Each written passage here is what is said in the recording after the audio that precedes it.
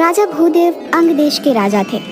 देश की राजकुमारी सुरभि की माँ बचपन में ही गुजर गई थी। राजकुमारी का 16वां जन्मदिन मनाने की तैयारियां की जा रही थी। राजकुमारी खिड़की पर खड़े सारी तैयारियां देख रही थी। अचानक राजकुमारी ने देखा सिपाही खतरनाक जानवरों को अंदर लेकर आ रहे हैं।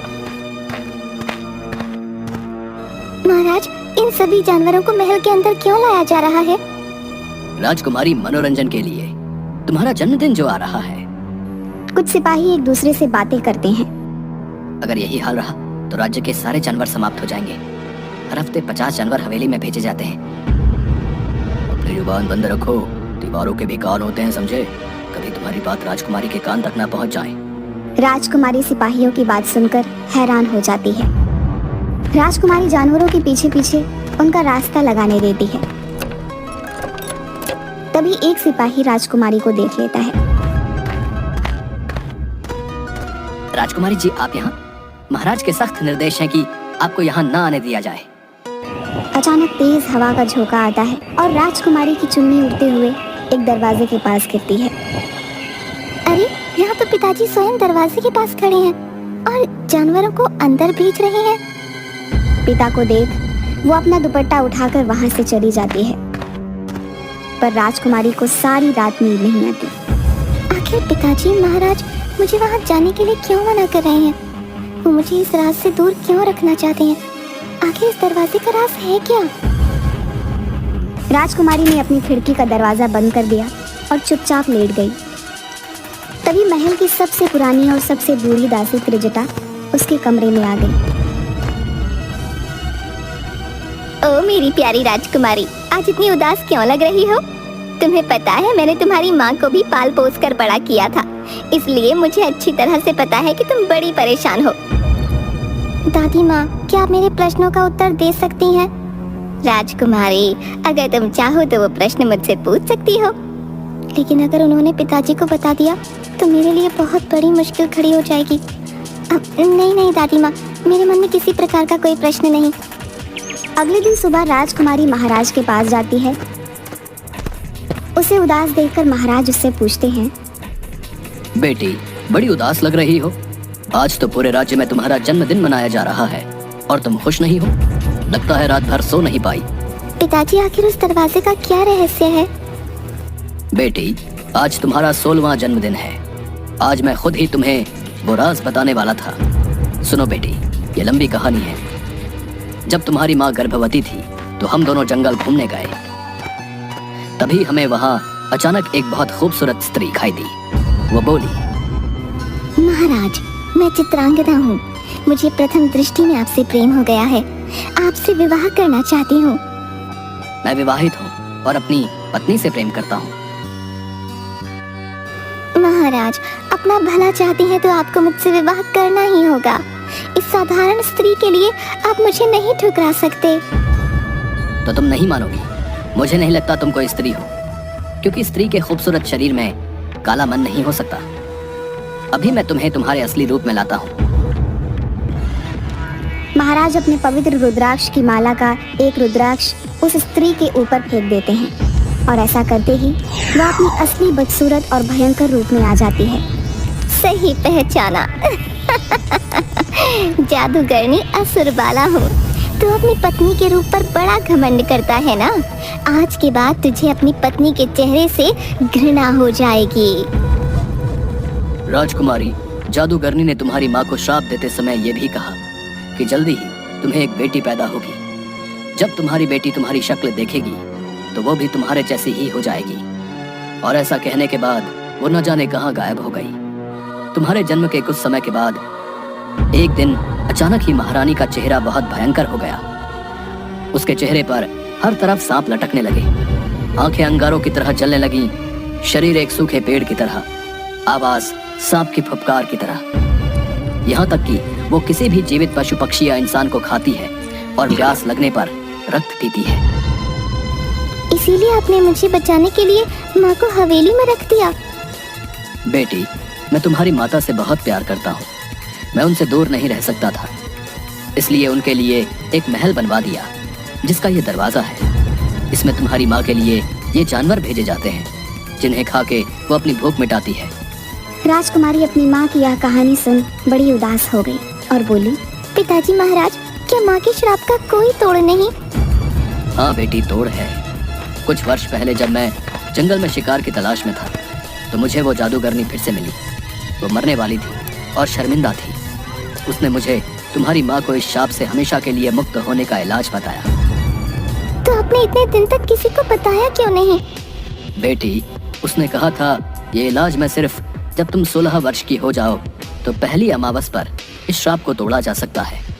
अगर मैं तुम्हें पहले बताता तो मैं भी श्रापित हो जाता। आज मैं 16 वर्ष की हो गई हूँ। कृपया मुझे बताएं कि मैं अपनी माँ को वापस कैसे उस श्राप से आजाद करवा सकती हूँ।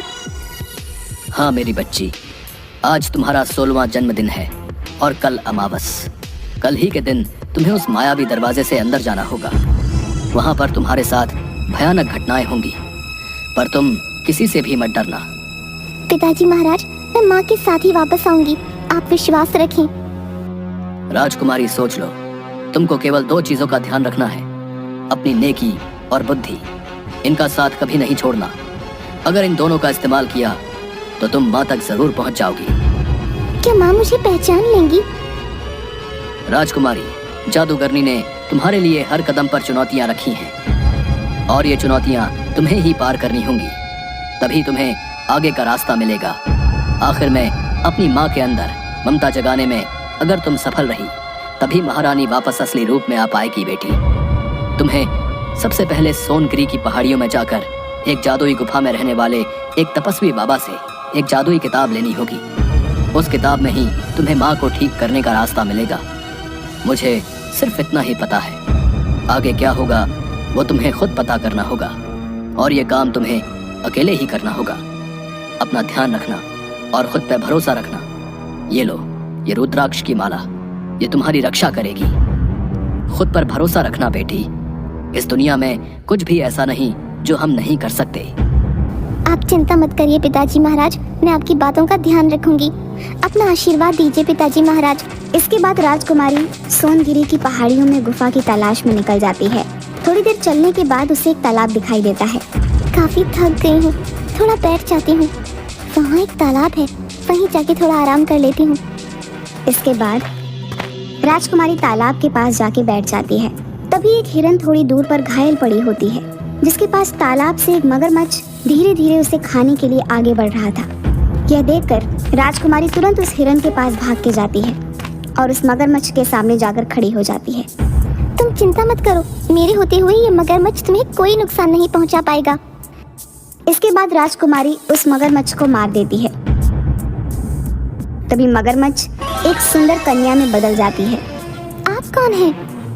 मैं जल की देवी हूँ। एक बार एक तांत्रिक ने मुझे इस मगरमच्छ के रूप में कैद कर दिया ताकि वो इस तालाब के जादुई जल के साथ जो चाहे वो कर पाए। ये वन कोई साधारण वन नहीं, इस वन को देवराज इंद्र ने यहाँ के राजा को दिया था तोहफे में। इस वन की हर चीज जादुई है। अब वो तांत्रिक अपनी मनमानी नहीं कर पाएगा।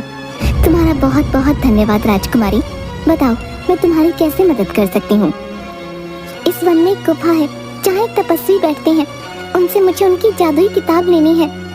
वो किताब तो लोगों को उनकी मंजिल दिखाती है। इस उम्र में भला तुम्हें तुम्हारी कौन सी मंजिल जाननी है? जल देवी, मुझे अपनी माँ को बचाना है।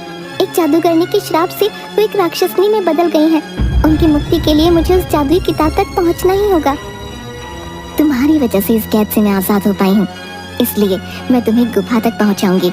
उस गुफा का रास्ता इसी तालाब से होकर जाता है। वहाँ तक सही सलामत पहुँचने में ये जलरथ तुम्हारी सहायता करेगा। मैं तुम्हारी कामयाबी के लिए प्रार्थना करूंगी। जाओ, तुम्हारी यात्रा सफल हो। इसके बाद राजकुमारी उस जलरथ में बैठकर तालाब के अंदर चली जाती है।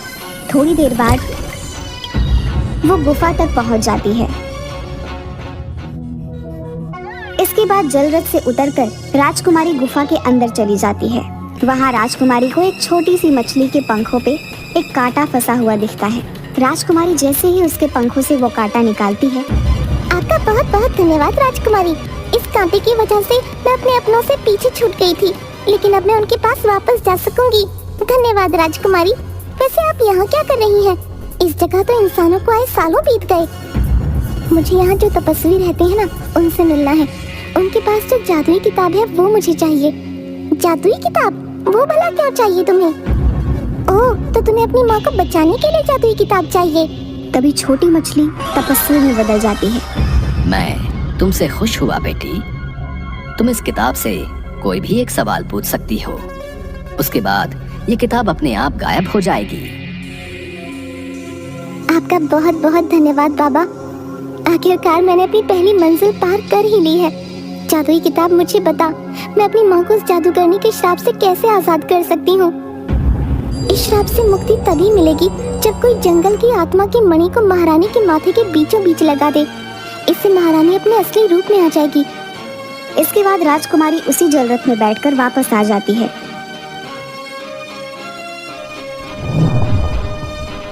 और सोचने लगती है, अब मैं वो मणि तक कैसे पहुँचूं? राजकुमारी को वही हिरन दिखता है जिनके प्राणों की रक्षा राजकुमारी ने उस मगरमच्छ से की थी। आप इतनी उदास क्यों हैं? तुम भी बोल सकती हो। आप भूल गई, ये वन जादुई है। यहाँ सब बोल सकते हैं। इसके कण कण में जादू है, सब जादू है, हर जगह जादू है। आप इतनी परेशान क्यों हो राजकुमारी? मुझे अपनी माँ को बचाना है, इसलिए मुझे वन देवी की आत्मा से निकली मणि की जरूरत है।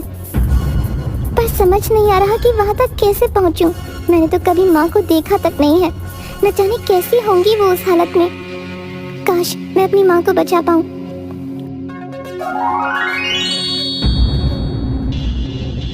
राजकुमारी भाग जाइए यहाँ से, वरना ये मेरे साथ साथ आपको भी मार के खा जाएगा। जाइए राजकुमारी, आप चली जाइए यहाँ से। मैं तुम्हें छोड़ के नहीं जा सकती। तुम यहाँ से जाओ, मैं इसका ध्यान भटकाती हूँ। उतने में तुम भाग जाना, ठीक है? नहीं राजकुमारी, ये हमारी नियति है। हमारे जन्म लेते ही मौत हमारा पीछा करने लगती है, लेकिन आपको अपनी माँ को बचाना है। आप जाओ यहाँ से, मैं इसका ध्यान भटकाता हूँ। मैं एक क्षत्रिय हूँ, इस तरह पीठ दिखा के भागना हमारे खून में नहीं है। इस दानव का मैं वो हाल करूँगी कि आज के बाद किसी को नहीं खा पाएगा। इसके बाद राजकुमारी उस दानव से लड़ने लगती है।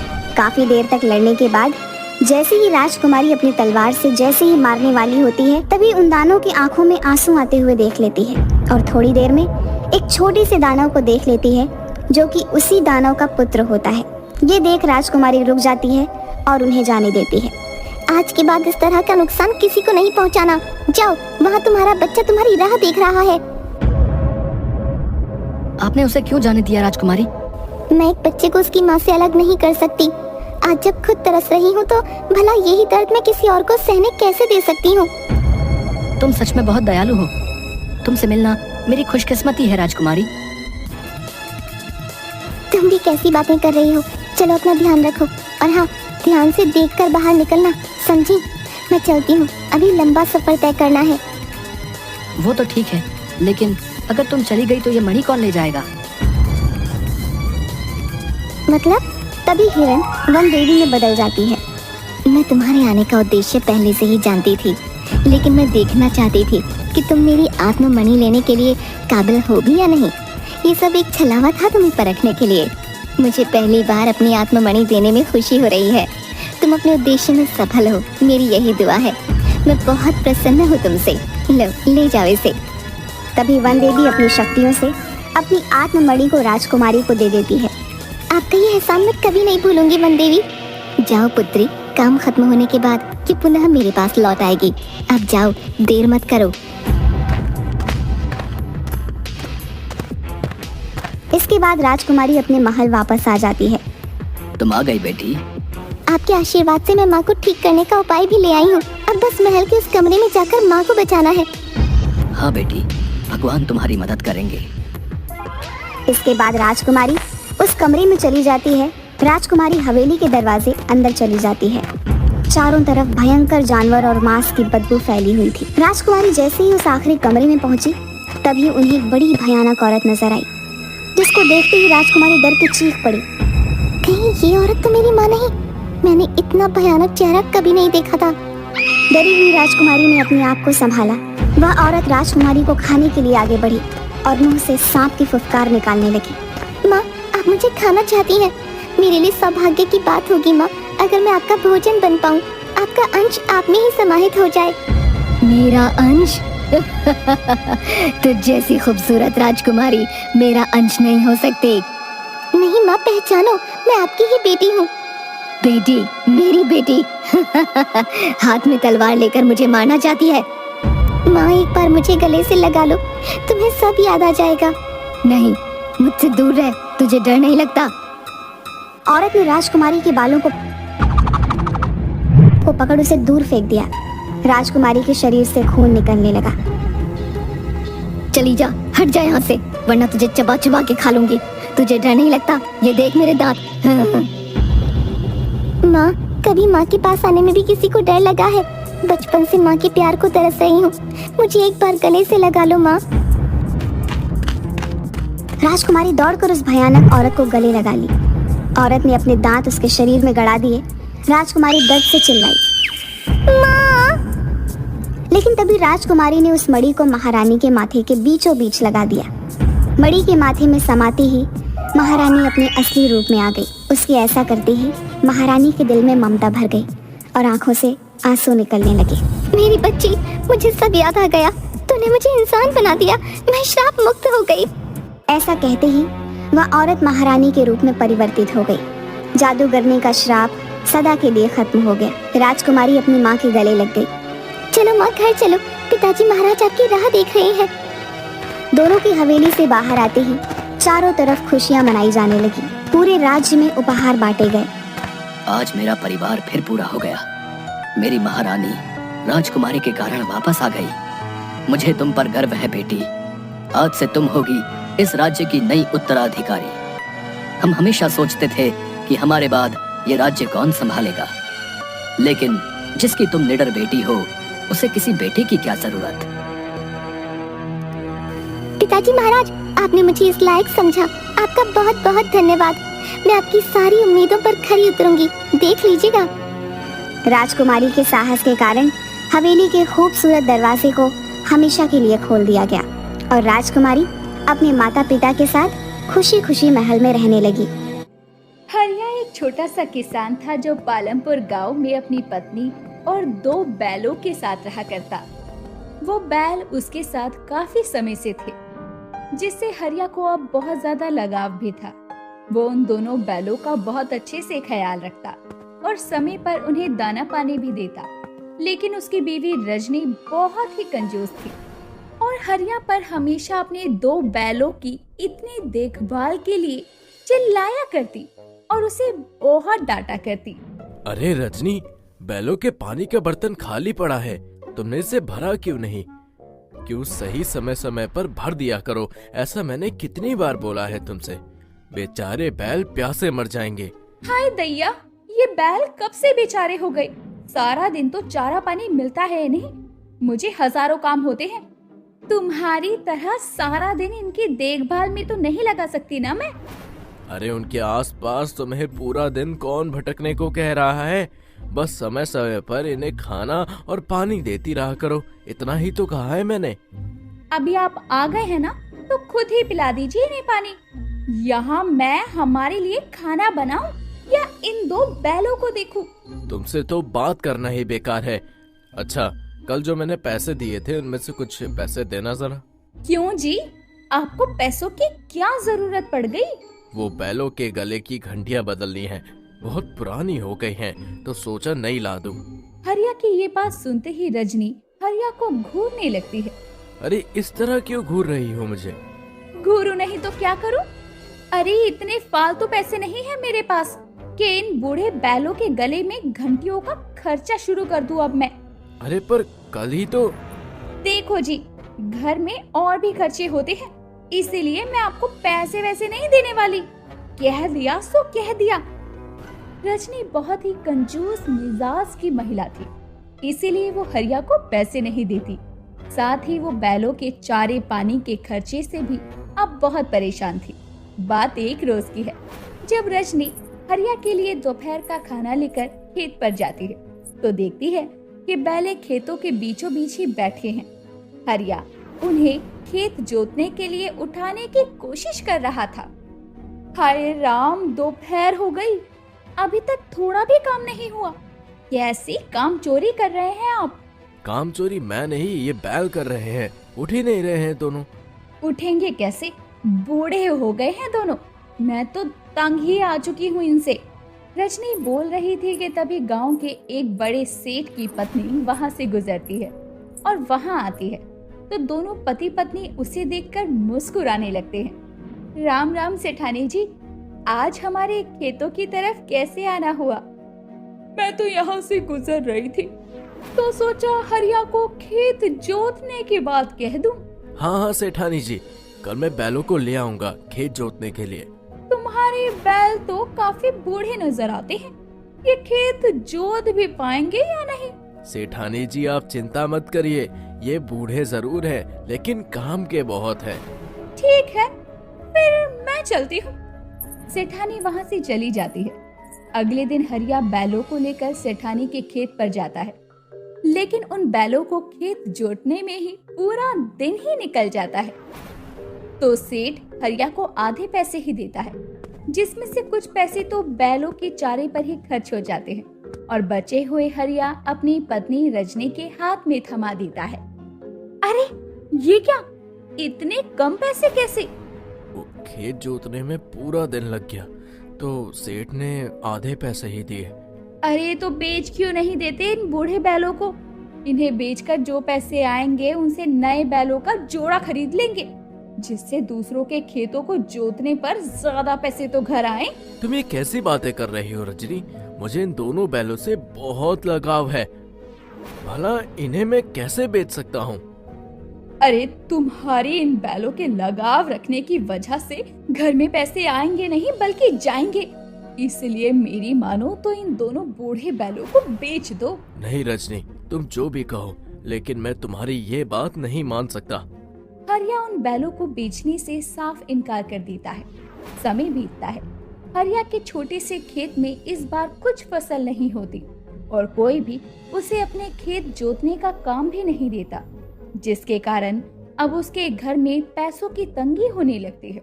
धीरे धीरे ये नौबत भी आ जाती है कि ना बैलों के चारे के लिए पैसे थे और ना ही घर के खाने के लिए कुछ अनाज था, जिसके चलते दोनों पति पत्नी रात के समय भूखे ही सो जाते हैं।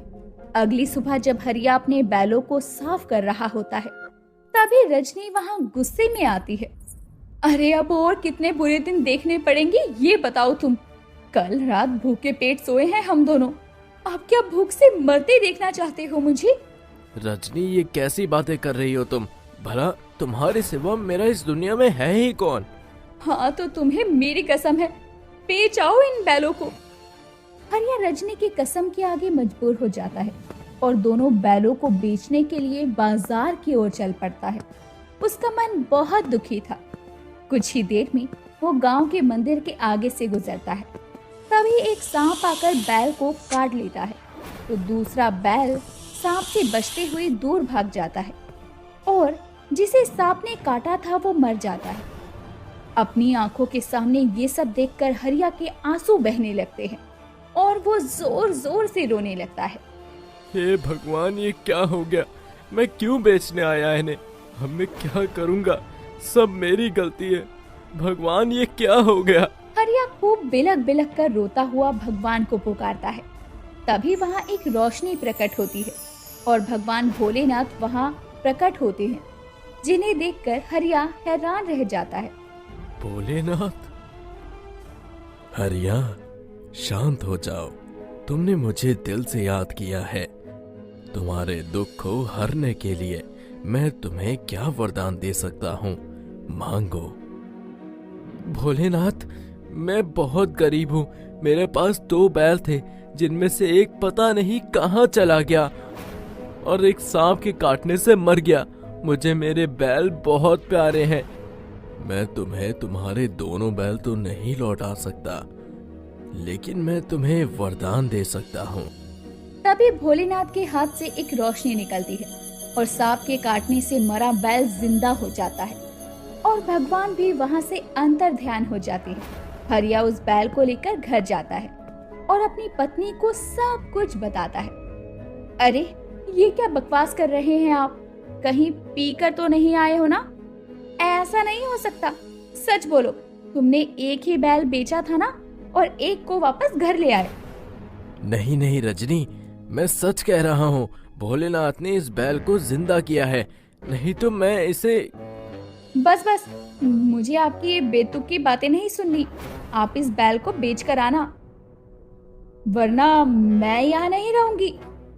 रजनी हरिया की बातों का विश्वास नहीं करती और उसे फिर से बैल को बेचने के लिए कहती है।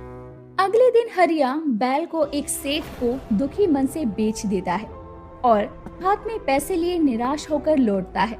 तो उसकी पत्नी गुस्से में कहती है, आपने तो मेरी बात ना सुनने की ठान ली है ना? आप इस बैल को लेकर नहीं गए अब तक। बैल? पर मैं तो बैल को बेच आया रजनी। अरे आप झूठ क्यों बोलने लगे? अगर आपने बैल बेच दिया तो ये कौन है? तभी हरिया देखता है कि बैल तो वहीं खूंटे से बंधा है और वो बहुत हैरान होता है। उसके बैल को बेचने के बाद भी बैल वहां कैसे आ गया, और पैसे भी उसके हाथ में थे।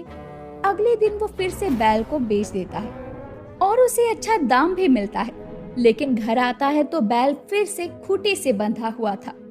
ये सब क्या हो रहा है जी? ये बैल तो अनोखा हो गया, बार बार बेचने के बाद भी अपनी जगह पर आता है।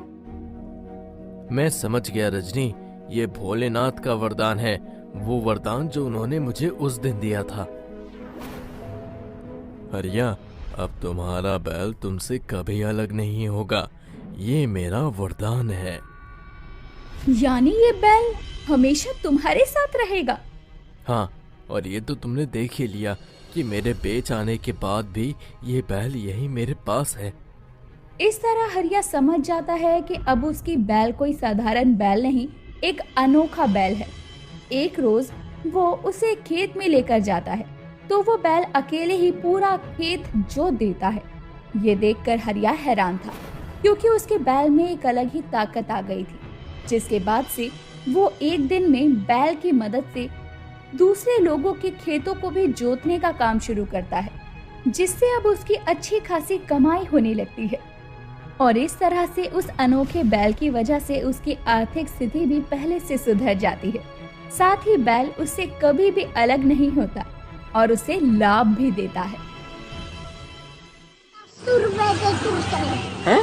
10 रुपए दे तुरतरे। 10 रुपए दे तुरतरे। की चीज है? तुरतरे।